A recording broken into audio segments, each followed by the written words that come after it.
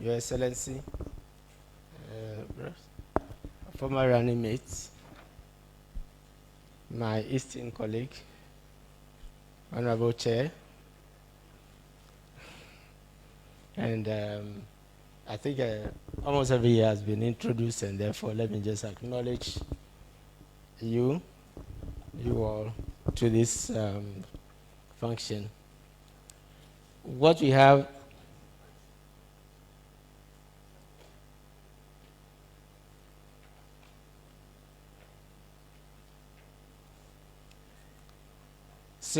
I would take the PowerPoint approach because, as has been said, we would like to use some numbers. And let me explain that the numbers we are using, unless we state so, are official numbers. They are the government's numbers by governments, and I mean the NDC or His Excellency President Mahama, and in some instances Professor Mercy's numbers. Secondly, we start from 2013 for the simple reason that from many discussions, we have had 3 rebasings, we have had impact of oil and the rest. And so the current basis for the economy is 2013, which also happened to be a period which is very important for the NDC.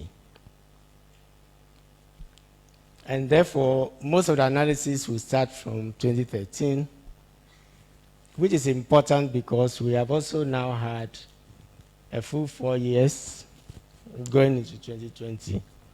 So it is significant that we are able to do some comparison and also resolve some issues which, has often been mentioned in relation to our performance. So let me begin with the first point, and I thought we would have a wider screen, but if you can, we want to state emphatically that there was little or no consolidation from 2016, as has been claimed. And let me explain. If you just focus on the yellow spots that we have, you will see that the year is 2016, and there was an expenditure level which is indicated, and then we do have a revenue level and an expenditure level. And you will see a figure standing on its own. It has no precedent, it has no antecedent. And as somebody who started my career within the PNDC era, I can assure you that you can go to the 1980s and you would never see that figure. This is very important for us because you would have heard over the last 8 years that we left a deficit of 10.3%, 9%, 8%. We just want to say that we did not leave that level of deficit. Let me emphasize, we did not leave that level of deficit. And I think it's important that our administration, our communicators and others get this very clear. So what you have there is a figure of 5 billion standing on its own.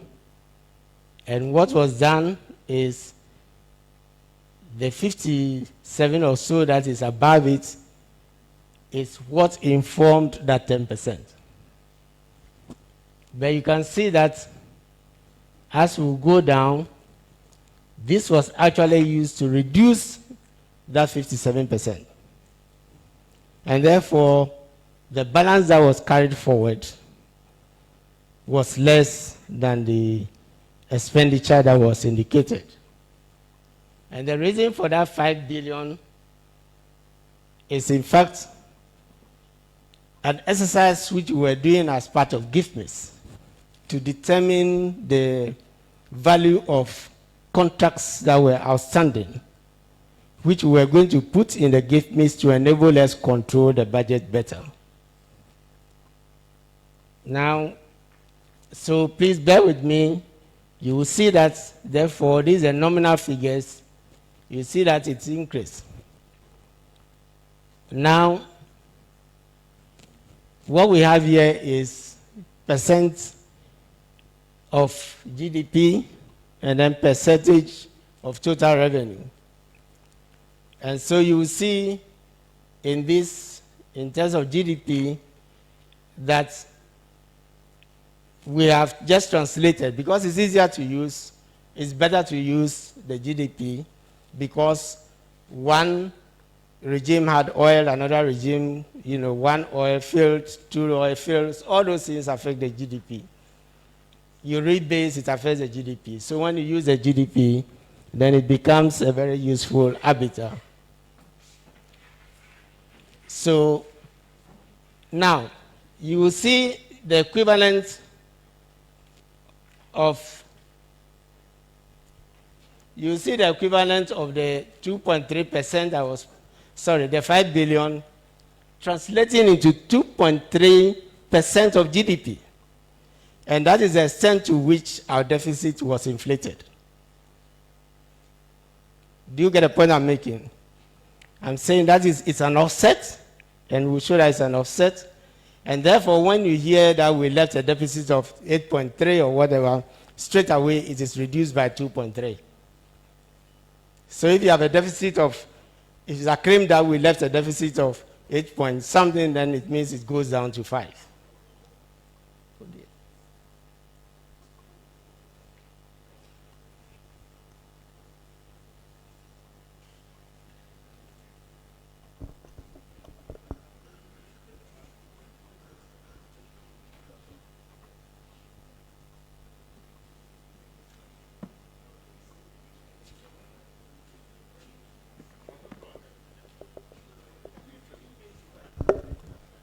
Okay, yes. Just a moment. I want to use my laptop.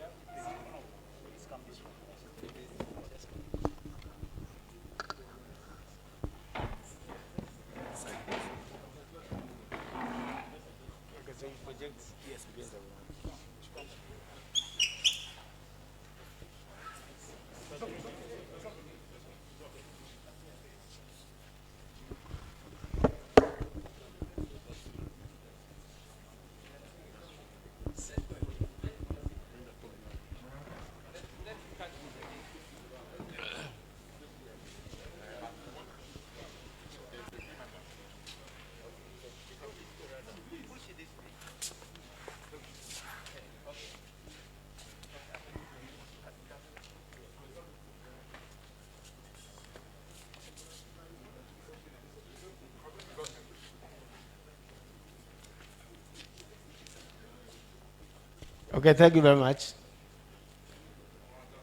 Now the same figure translates to 15% of total revenue.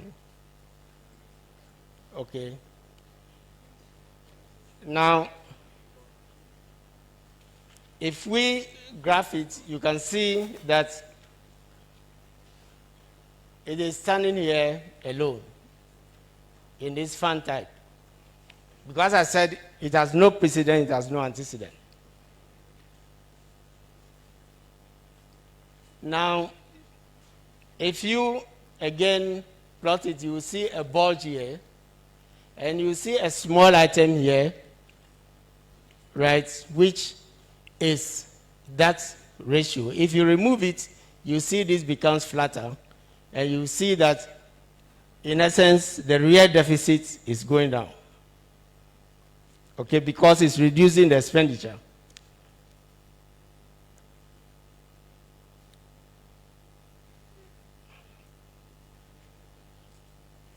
Now, so if you,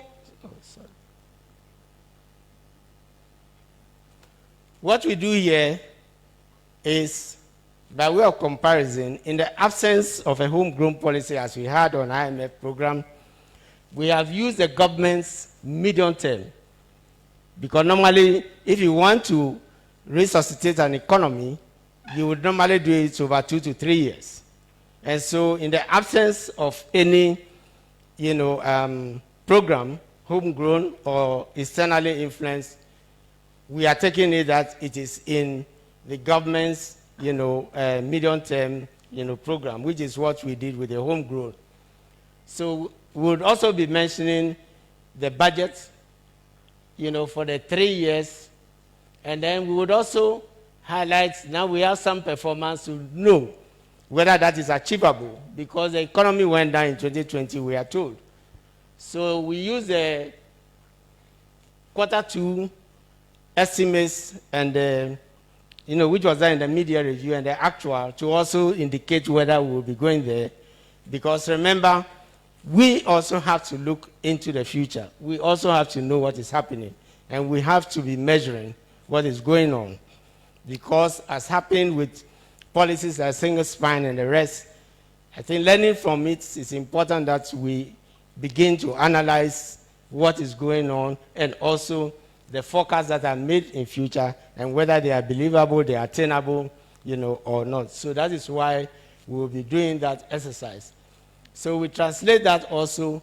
So you can see the yellow is telling you the performance from the media review, and it tells you that the targets are not being met. And therefore, the optimism that, unless, some measures are taken, the optimism that we will be reducing the deficit going into 2024, may not, happen. And especially if you take the revisions that the IMF and others, have been making, then you will see what we are talking about.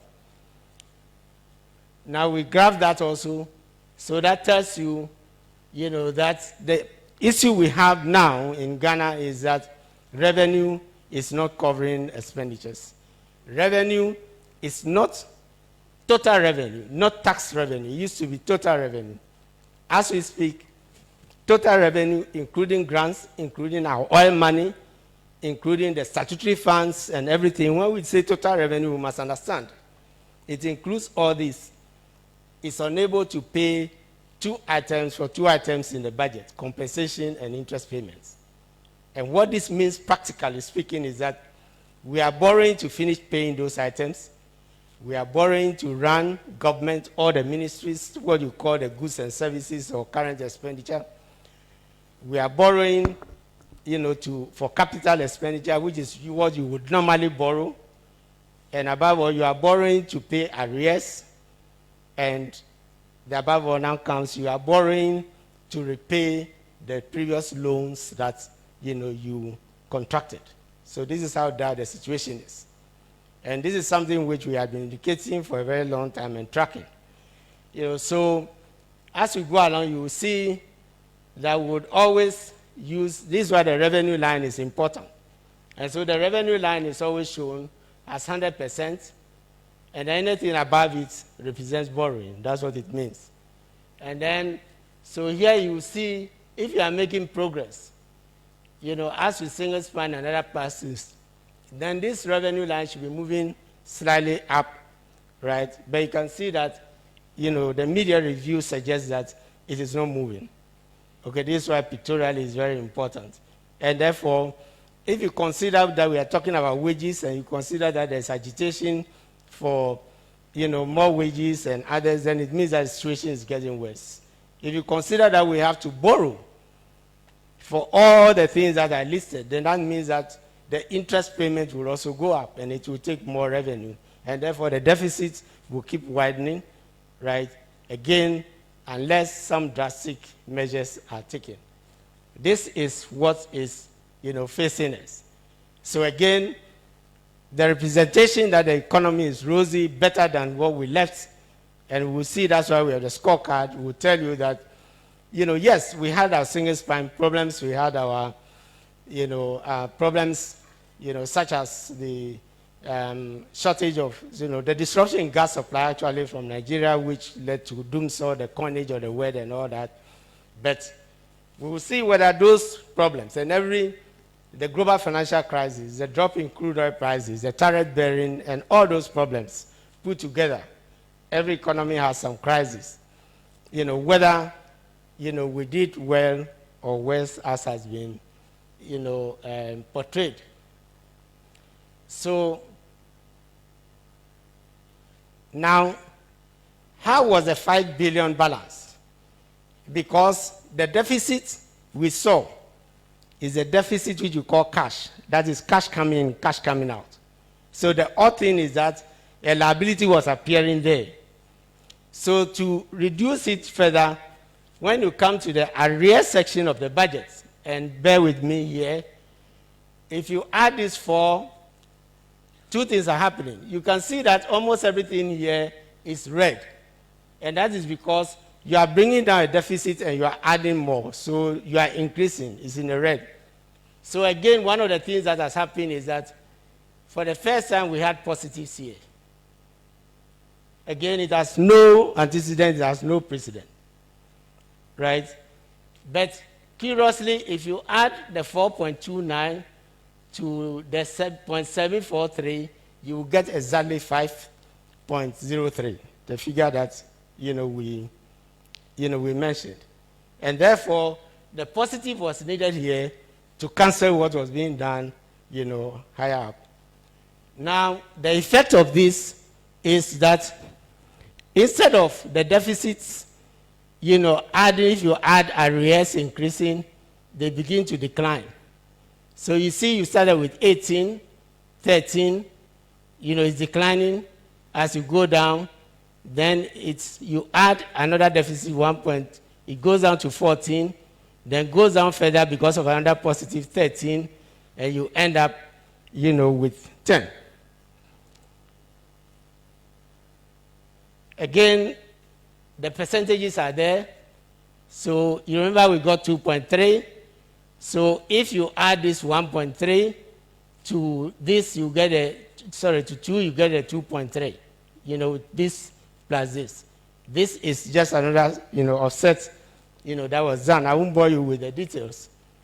But you would have realized that the deficit that started with 8.5 has been going down to 6.1, and then going down to, it went outside to 6.8, ended with 6.1, and then 4.7. So it means the real deficit that was carried forward is either 6.1 or 4.7, depending on the accounting. That is the record in 2016. It was not. And you remember that when the parliamentarians challenged His Excellency when he presented the State of Nation address, 6.3 was used in the subsequent budget speech, which means that it's acknowledged. Now, if there was a consolidation, which means a reduction in deficit, then let me submit that it is the NDC that achieved that consolidation in 2016 for the current administration.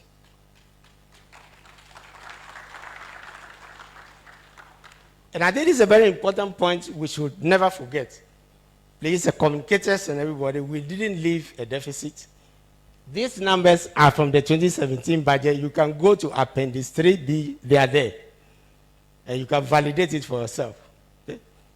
The budget, 2017. And subsequently, It has never recurred again. Okay. So having settled this, and this is one of the important things about the scorecard, so that you can lay issues bare and then understand, what is going on. Let me also state that if you take the Fiscal Responsibility Act, which is 6.1, which is from our Public Financial Management Act, there has never been any year, because you have to take out the fact that they don't add bailout costs and the rest. When you add the bailout costs and the rest, there has never been any year since when the deficit has come close to 5% in our 6.1. That's even if you take it to be 6.1 and not 4.7. So that's a true record. It has not been achieved, and as we speak, the deficit is around 15%. Officially, it's indicated as, So again, the question is, a deficit of 6.1, even if we take 6.1, compared to a deficit of 11 or 15%, they continue the narrative that it did better than the NDC. Yes. Recently, it was said in Europe, in Germany, that we led a very terrible economy and all that. No. The facts are there in the numbers. And I think it's very important that, we do not accept that position.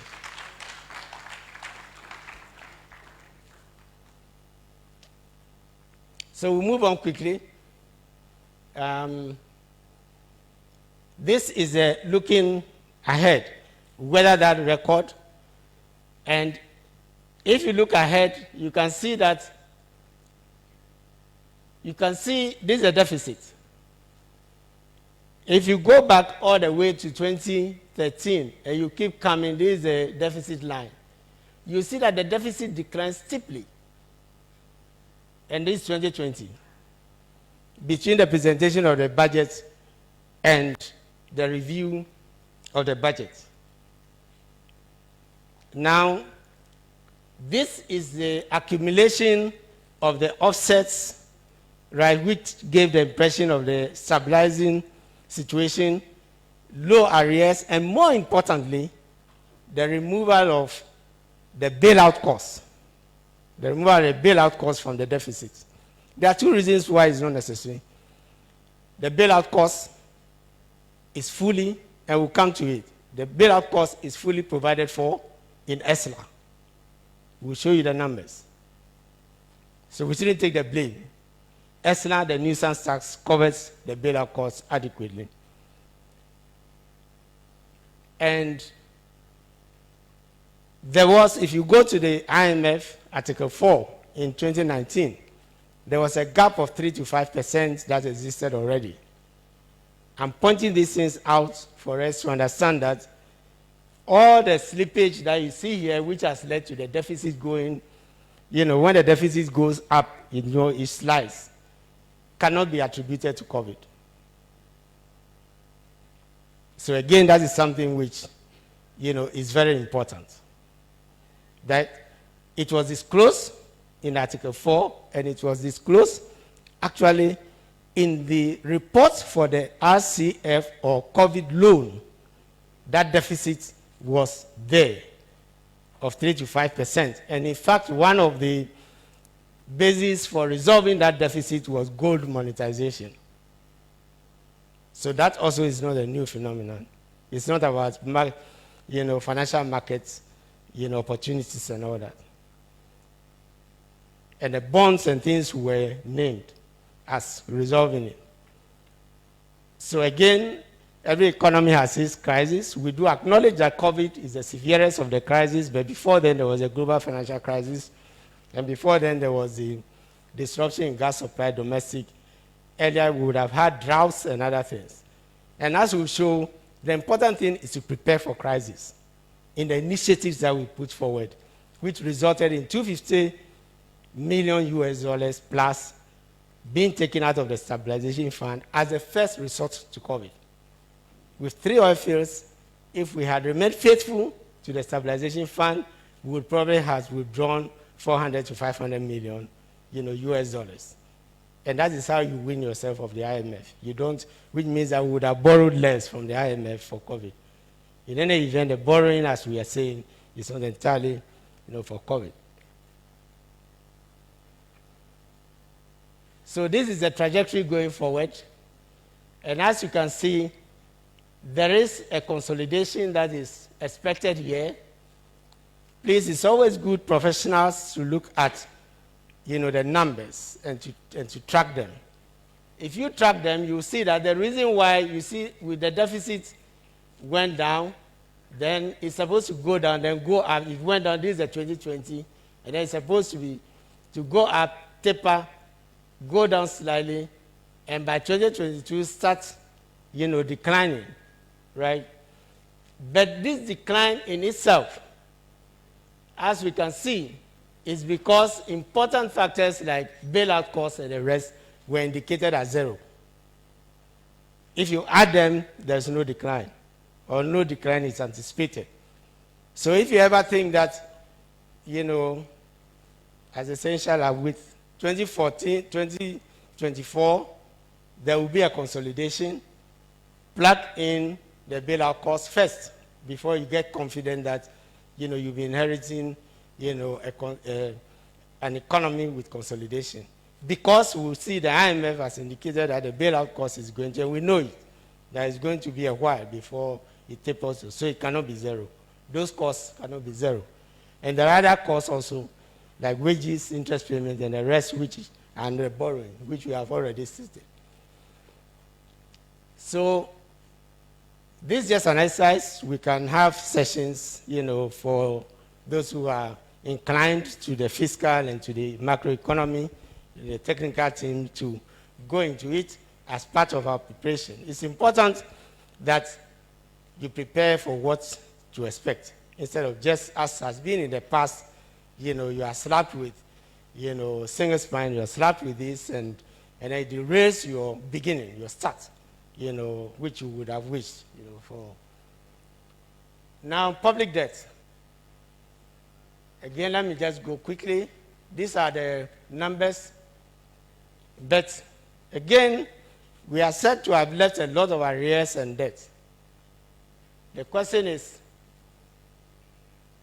these are the official figures. Going into this should be 2013 is about 49. Okay, there's an error there. 47. Now, we are at 80. Ladies and gentlemen, you leave a figure of 47 less than 50. It is increased by 35. And the record is that the government, the incumbent, did better than you did. That's the narrative again. Right? But you could see that what we left. And again, sometimes they say we left 70% debt. That is based on the old basis. And even that will show that we were beginning to slow down the rate of borrowing. We'll just show it because of the sinking fund and things that we set up, which started to reverse. So I'm suggesting that even if you took 70% as where we left off, and you perform well, you should be reducing the 70%, not increasing it to 80 plus. So again, this is another narrative which we think we have to, educate our people so we don't accept. Another narrative which we were discussing is said that we left a very bad, deficit of 2.8, slow down growth. That's 2.8 growth in 2016. But we had our crisis. Yes, we did have crisis. We also budgeted, for $99 per barrel, and we ended up with 35. It never recovered until 2017. We had one oil field. We passed on 3 oil fields. So we had our crisis. Yes, COVID may be severe. It led to, we are not denying that, right? So we left, but the point I'm making is that 70%, which is the old basis, old GDP basis. So again, know the numbers, right?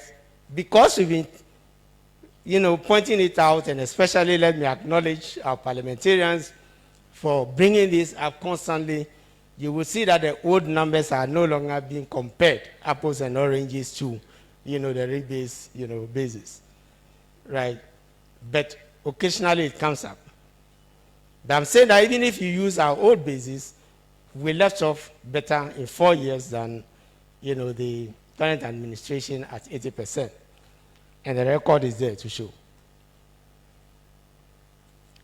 So, and this is the point I was making, that this is the debt.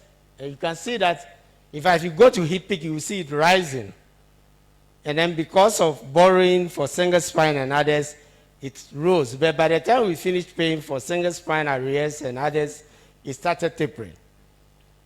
It started going down. It tapered and it started actually going down. So this is what I'm talking about. It was going up. The rate at which we were borrowing was going up because of those programs. But by 2014, when we started, you remember the smart borrowing, right? Through self-financing, through sinking funds, the initiatives. And this again to show that our policies worked. I think we should not be told that our policies did not work. The policies worked. And the evidence is there. This is the rate of borrowing which started to decline. And then, because those measures were stopped from 2017, you can see the rate of borrowing going up. Again, we are using official figures, right? And this graph has always been shown in the budgets up to 2019. It's no longer being shown. And it's in the debt management report. I'm not sure if it's in the 2021, but it's in the 2019 debt management report.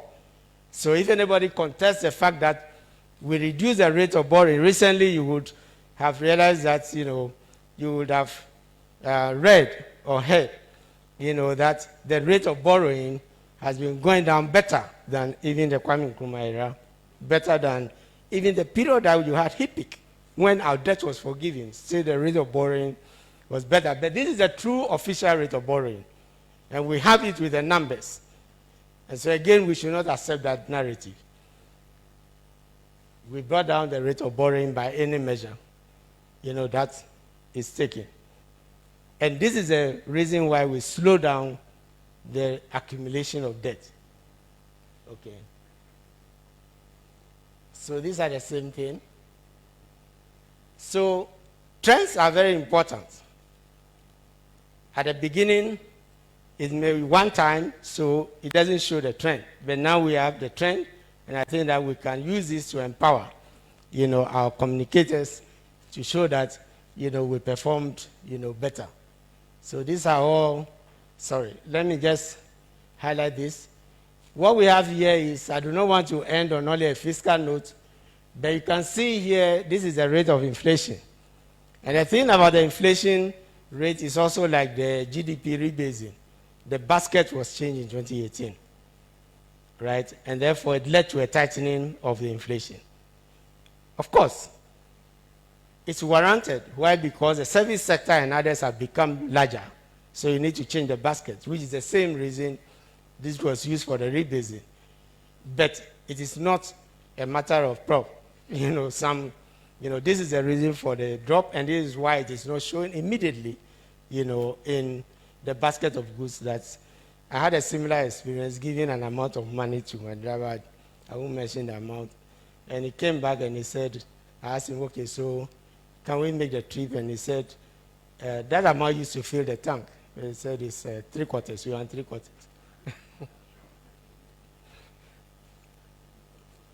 Now, this is the rate of growth I've mentioned already. There's no way in which 2.8 performance with difficulties can be equated to 0.4% growth rate. And throughout the period that the economy slowed, for us, we did not bring the economy close to recession. We have had 2 consecutive quarters of recession. It was widely reported. Do we know how significant that is? I have seniors here as a PNDC boy. That was the first time since 1983 under the Structural Adjustment Program that Ghana came close to recession.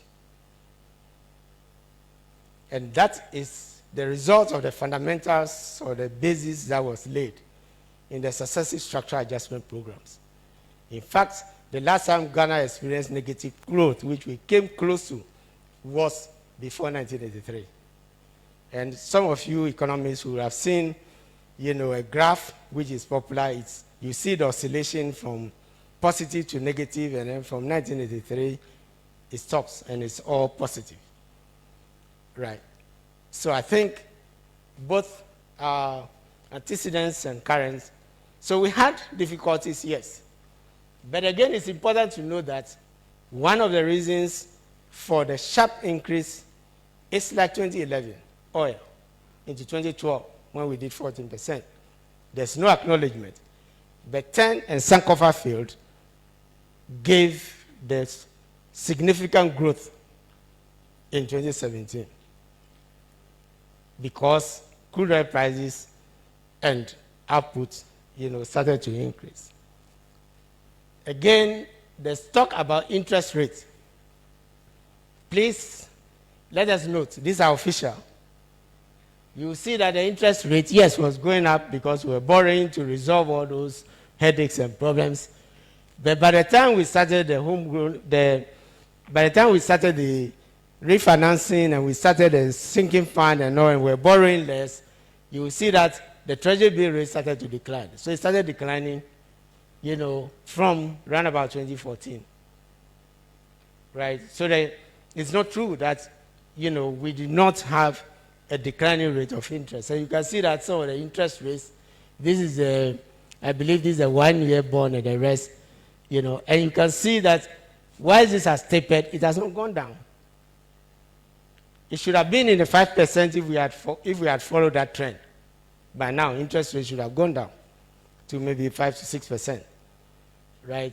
And you can see that other interest rates have gone up in the interim, and so this is the monetary policy rate, which obviously we have some agreements under the IMF program and others, and therefore, even though we're achieving these results, especially debt and the rest, you recall that we were not, could not convince the fund that we need to, the Monetary Policy Committee.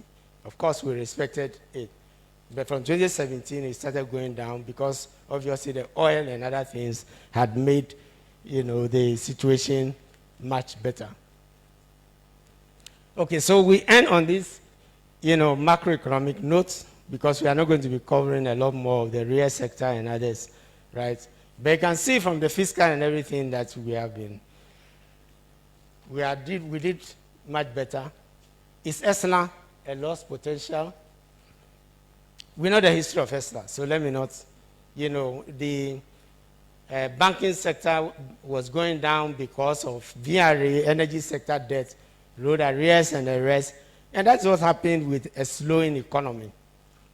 And because crude oil prices were falling, we decided to put the ESNA on the falling crude oil price because it will not have an impact. And by then, we had also started something called a strategic stock. Anyway, one of the credits for those policies, and I think it's very important, we should remember that around about June of 2015 was when we saw the last petrol queues in the country. And that's the result of the strategic stock policies that we were implementing. I think Honorable Saka and others were part of those meetings, right? And we're able to also stabilize the price through oil and, and others. But the point I'm making here is that ESNA was to last 3 to 5 years. And it's not true that we did not have a plan for resolving the banking sector crisis. Our plan was ESNA. And in fact, we did the first restructuring. We did the first restructuring of the debt. Belonged to VRA, owed to 11 to 13 banks. And we injected 250 of the initial ESNA money that came in, and then restructured 2.2 billion. Before we left, we handed over a term sheet for 600 million, which was to pay the IPP and other energy sector debt. So again, the fact that it wasn't done, and the revenue that was to go to the banks was turned into a loan, turning cash into a loan, it's mind-boggling, but that is what happened. I don't think we should take responsibility for it. Right? The Big Bang was a choice, a policy choice, because we could also have done the Big Bang. But we decided, learning again from PNDC era, you remember, National Non-Performing Assets Recovery Trust, in part, a bad bank option was what we were, to ring fence, the non-performing loans, and then use ESLA to pay the banks, and then you do the recoveries and others over a period of time. And that is the experience of the US and others after, two or two of those banks collapsed. So you see that throughout this COVID crisis, fewer countries, if any, collapse their banks. Of course, it can be closed voluntarily, right? So we are saying that it was a policy choice. But these are the numbers. This is what ESLA is bringing in, and this is what ESLA is supposed to bring in. And this is from the ESLA report. Again, official numbers, please. No speculation. So you can see ESLA was 2015. So you can see that the monies that came in of about 3.2, you see the energy debt recovery was what we used for the VRA and the policies that I was talking about. And because we anticipated these revenues, average of 3 billion, which has gone up to 4 billion by 2020, bringing in 15 billion with elements of the energy sector, and then you can see road fund.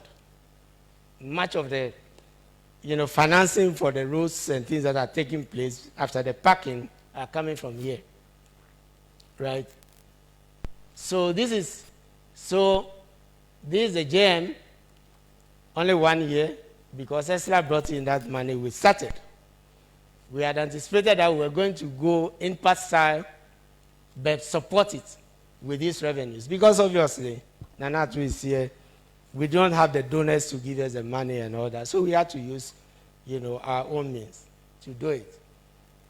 Now, so you can see that from 2017, the current administration has benefited from the actual flows that has come in of about 15 billion in total, and it is projected to bring in 25 billion by 2020. 40.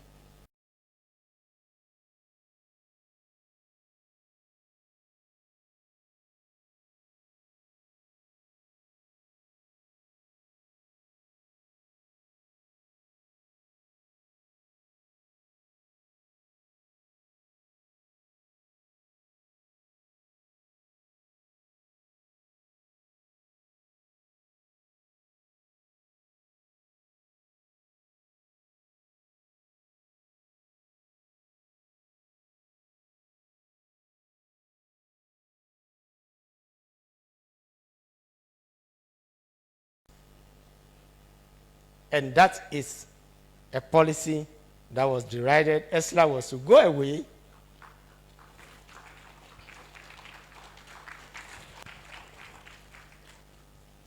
Sorry, usually my punchlines don't come. So. Okay, so I'm saying that, yes, in fact, we did the asset quality review report. The asset quality review which gave rise to the current banking sector crisis and others was done by the NDC. And it is that which informed this. And yes, there were more officers. Not denying that. But we have corporate entities which are different from the owners. That's one crucial point. And banks are systemic to the economy, right?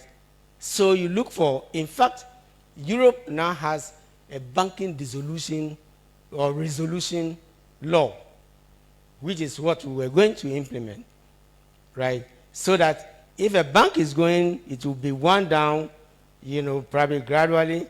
The owners, would have to, whatever assets will be sold, but a big bank was definitely not our option. Let me repeat, it's a policy option, right? We had an alternative, which would have kept most of the banks, if not all, standing, because it takes a long time. In some cases, 20, 30 years for those banks. And since the collapse of the banks, I'm not sure that we have been able to raise an indigenous bank to the level of 400 million capitalization. So this is a graph. Let me just focus on one. The whole of the yellow is the ESLA money that has come to the current administration. And the blue is what we came in, which we did not even fully utilize. So again, I don't think that we should accept this narrative that, we left the current administration to go and borrow to resolve, the banking sector crisis. What happened to 43 billion? Couldn't it be used to restructure, even if you had to pay in advance? Again, this is a narrative which I think we should not accept.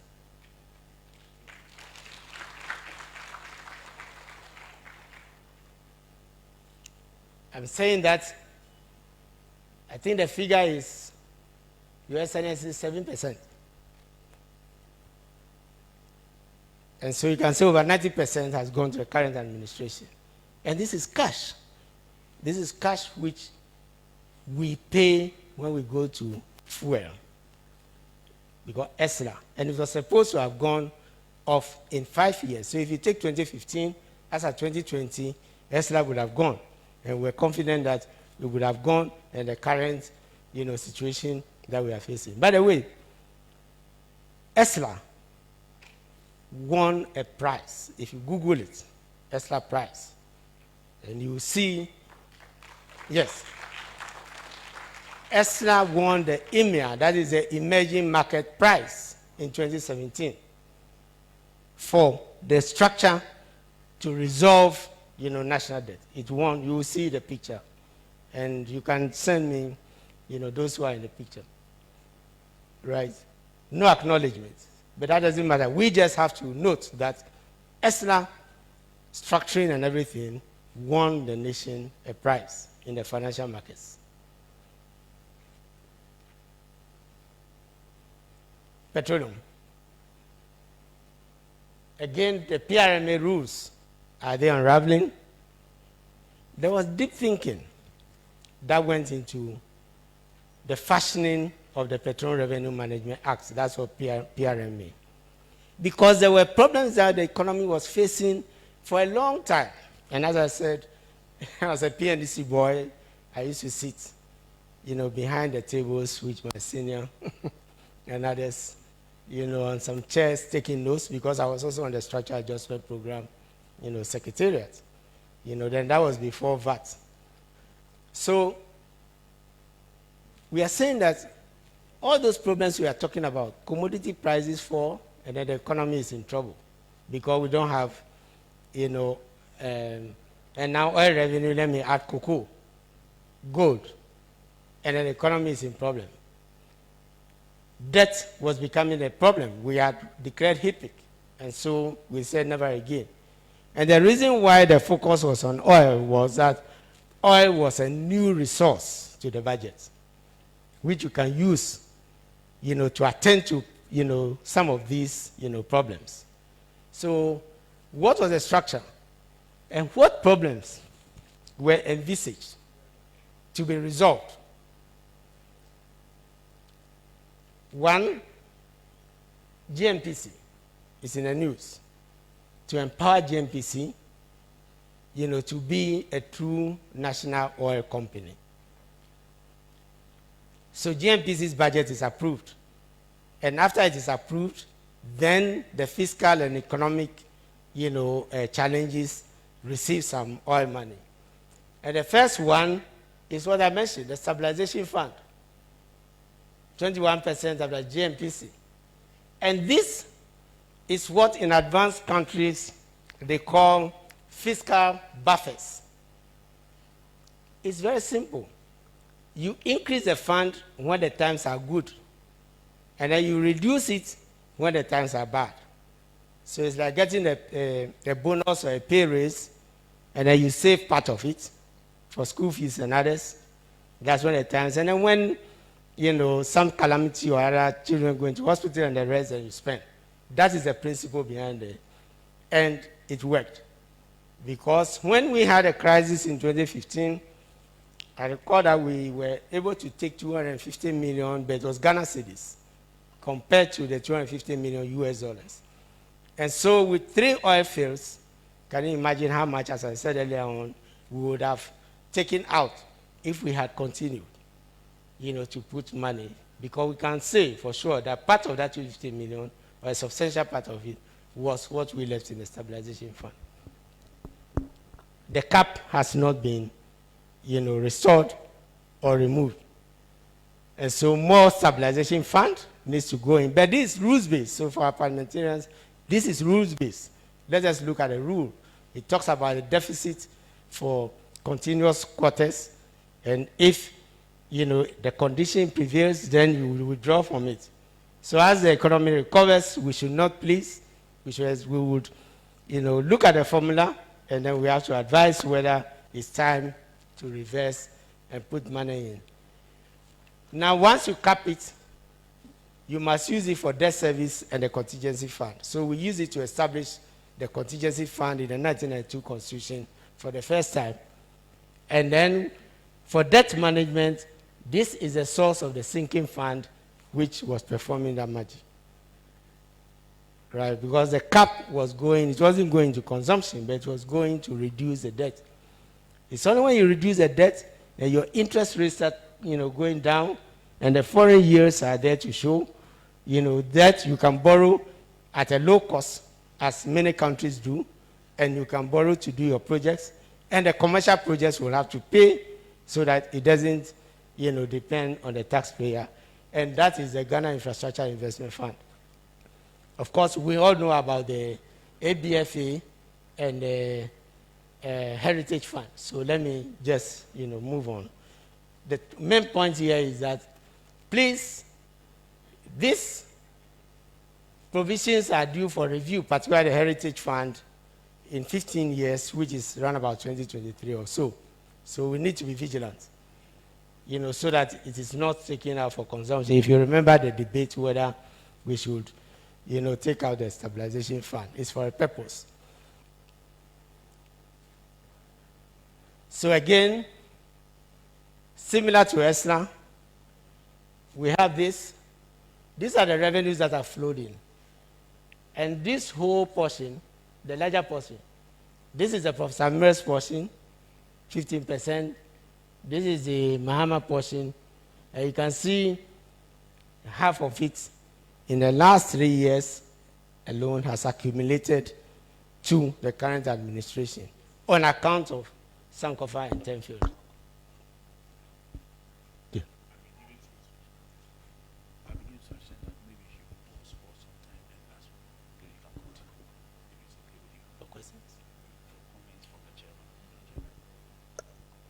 Oh, okay. I was waiting to the end, but we are almost, I think we are almost at the end. So, okay, so you will see again that this is one of the legacies that we left. If you take the last 11 years or 10 years, this is the 10th anniversary of oil, 2011 to 2021. And so the scorecard shows that, more revenue, oil revenue has flowed to the current administration from 3 oil fields than the 8 years of, Mills Mahama. So again, one cannot say this is a poor legacy to leave. So if you take this revenue from Tenfield and Sankofa and you add it to ESLA and you add it to, by the way, sinking fund, I almost forgot. we used 550 million US dollars of the sinking fund, oil revenue, to pay off the first sovereign bond by His Excellency Kufuor. Remember, it was 2007 to 2017. And by 2014, we had reckoned that should we win the 2017 elections, we would have to look for money, to pay that. Let me get you the rationale. I hear sometimes comments that, oh, we could have spent the money, and we kept it and the MPP. I think it was a good intention. Maybe if I may be defensive here. Because the question is, did you believe that you were going to win the 2017? And where were you going to get 750 million US dollars?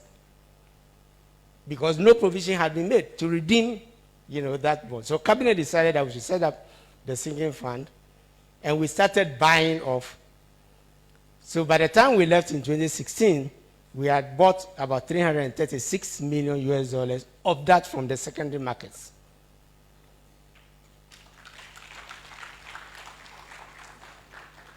Now, we had to make a disclosure when we were going for the 2016 bond, according to the rules. And so those who were holding the remaining amount of money, the bonds, decided not to put it on the market. Why? Because the interest rate was going down, right? And they preferred to end at 8.5 at maturity. So we're waiting for them. The maturity date was October 4th, I think. That's the anniversary of the bond. And I can assure you that we had about 250 million US dollars in the sinking fund, and the current administration used it to pay off the remaining 200 million on the bond, on that bond.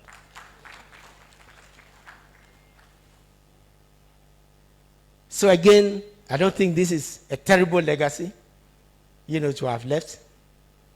A successor, no. And I think it's important. In any event, we had a program, a plan. Again, in a technical session, we can show it. To use the sinking fund, we had refinanced the balance, 550, and then to pay it off, and to start paying down, and not wait for 10 years as we did, the new bonds that we were introducing, which were for 10 years. And with 10 Sankofa, we were sure this is the only way you can borrow effectively. This again was slowed down or stopped, and that is what is leading to the current, debt situation, because the funds, despite oil, additional oil, are not being used, for the purpose. So again, this is the same information, from the oil fields. Later on, you can have the benefit of it, which you can see the graph wherever you go, whether money going into ABFA, money going into whatever, you see that clearly. There was more money flowing, to the economy. Now, again, as I said, we also face a calamity. You see, this is the price of crude. And you see that we were able to do most of what we were doing because crude oil prices hit about $100 per barrel, which came to hurt us, when the prices dropped to about 33. As I said, we prepared a budget with 99. So you see that in terms of oil price, together with the tariff bearing, you remember the FPSO, Jubilee, tariff bearing, and all that, we suffered the most decline in price. You can see around about 2015, right? And then it started going up till we left office in 2016, and this is the increase. So it's only COVID that has brought it down, but COVID has not brought it down with 3 oil fields to this level. Right? So again, in terms of achievement, I think that now we have the data, now we have the information, we're putting it together. I don't think we should accept, again, that narrative, or that, there was more pain, right? If you take oil revenue, you take ESNA, and let me say confidently that this administration also had the most support for a crisis in our history. IMF, $1 billion, Bank of Ghana 1.7 billion, World Bank, African Development, and others put together, about 500 to 600, million, right, and counting. And then the 250 million stabilization fund. So if you take these resources and you take the flows that have come in for COVID, I can say that yes, COVID is painful and COVID is something which is unprecedented in terms of the short, not the effect of the economy per se, but closure of the borders and the rest, right? But there was a lot of resources that have flowed. And this is why we must dig deeper. Was there a problem other than COVID? If we have all these resources. So we can see what we have presented, Your Excellency, Madam, that we did not look backwards to be stuck in the past. We look at the current. And we can say with some confidence that we had certain policies, we need to sharpen them, to have addressed some of the problems and crises that face us. But we also had a package. I won't go through all of them. You remember GIFMIS, you remember revenue modernization, you remember the tax laws, remember we set up a GRA, we merged IRS and the VAT service, where I used to be deputy commissioner, together to form the domestic tax division, and we were on course. We did single window, if you remember, which is digitalization, right? And then we were on course to do the domestic attend to, so that we could strengthen. And in fact, from the beginning, despite all the difficulties that we had, our total revenue and tax revenue in 2015 remains unmatched, the levels, in terms of GDP. And so I want to thank you very much, for listening, and I'll hand over to the moderator. Thank you very much.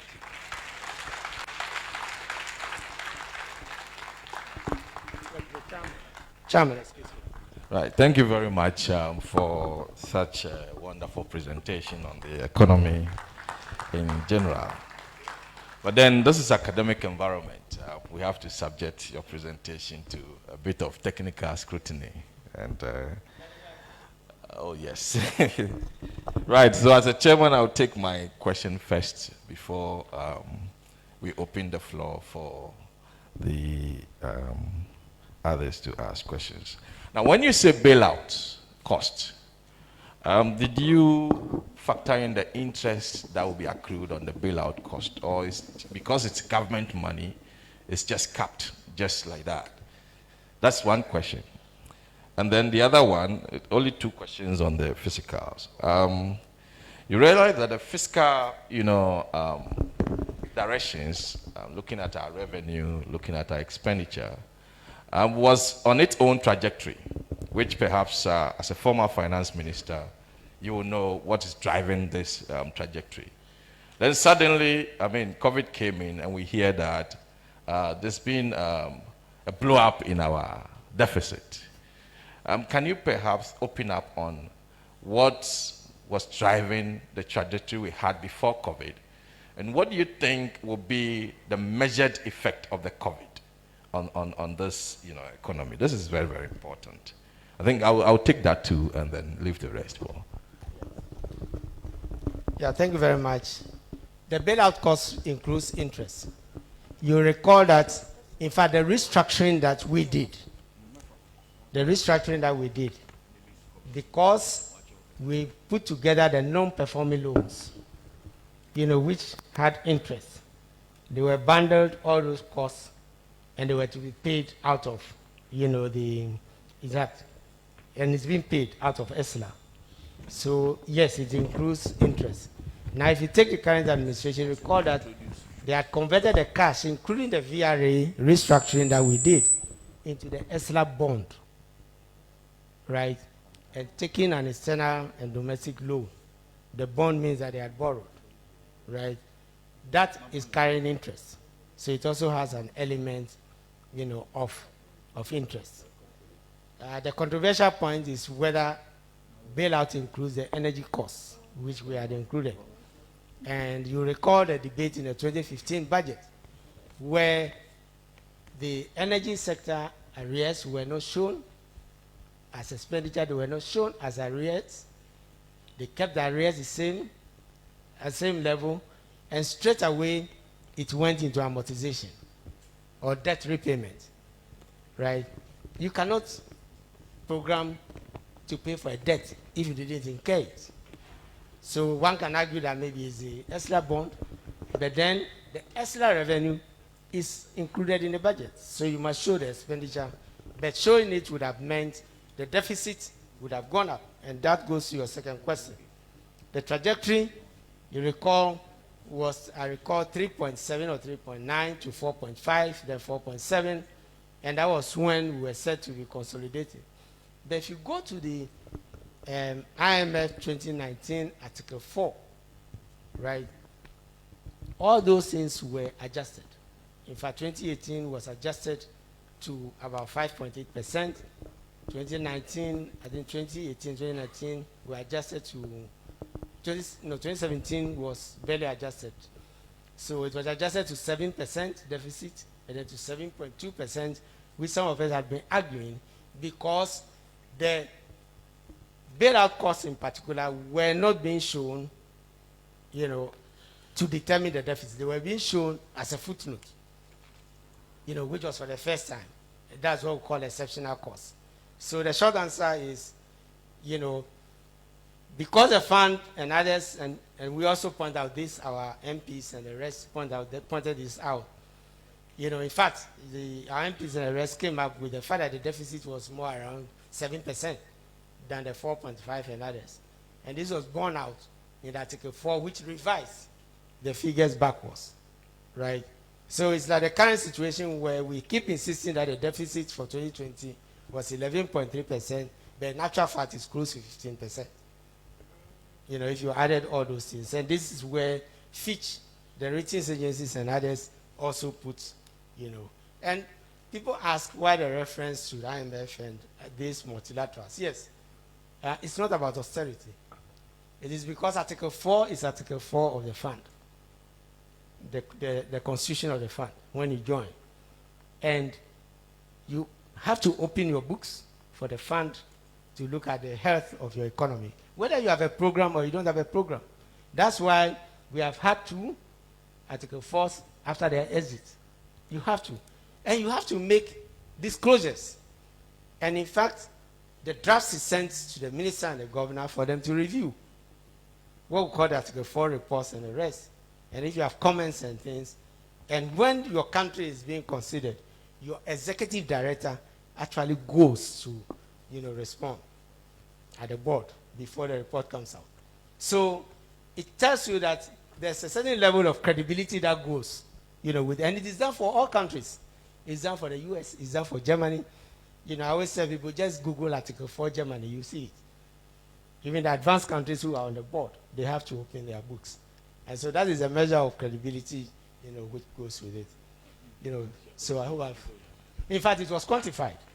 That's the point I was making. The deficit was quantified at the cost of COVID was quantified at about 3%. And so if you, in the RCF report, that's the COVID loan report. So if you add the 3% to the 4.5%, that should give you 7 points, let's say 8%. So even by the official numbers, why 11 was accounting for the gap?